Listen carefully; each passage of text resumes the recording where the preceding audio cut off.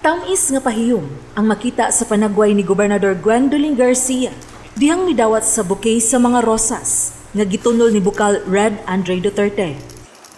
Kang kinsa ka ni gikan kining mga rosas.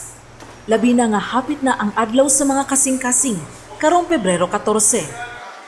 Di gyud mo makatag-an kay ang maong mga buwak gikan sa rebel returnees sa dakbayan sa Danao.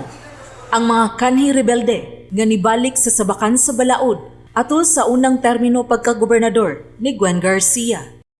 As a sign of their appreciation po, muna napadaan sa flowers in town. Those flowers po, product po na nila sa bukits na nang kaya naman may naka-flower farms na nang po sa kabukiran. Mato di Bukal Red Duterte, sa miaging Pasko, dunay niduol niya nga usa ka grupo sa rebel returnees ug nangutana kung nakahinumdum pa ba si Gobernador Garcia nila. During Glob's first term as governor, iya man to sa project na mahimong insurgency free ang Cebu. So, daghan siya napa-surrender na mga left-leaning ba sa mga individuals niya. Dihang nibisita ang gobernador sa barangay Dunga, Dakbayan sa Danao ni adtong Nobyembre sa miaging tuig alang sa pipila ka mga proyekto. Gisugat siya sa pundok sa rebel returnees nga nipahinumdum niya nga sila kadtong mga nisurrender kaniya sa iyang nakalabay nga termino.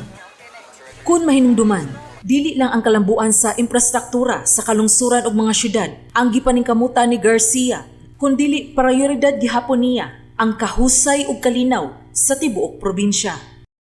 Gani, gideklarar ang lalawigan sa Subo nga insurgency-free ni adtong 2010 tungod sa kadaghang rebel returnees ang gihangop sa Kapitolyo. Gitabangan sila sa Kapitolyo nga mahibalik ang panginabuhian ug mahibalik na usab sa katilingban. Sa pagkakaron, sigon ni Duterte, adunay 54 ka rebel returnees sa Dakbayan sa Danao, kapin sa 30 sa lungsod sa Katmon ug ubos sa 20 sa lungsod sa Carmen.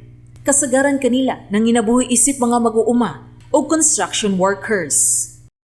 Sa pag-surrender nila, itagaan sila ni Gov o kaning livelihood assistance, I think amounting to around 80,000 to.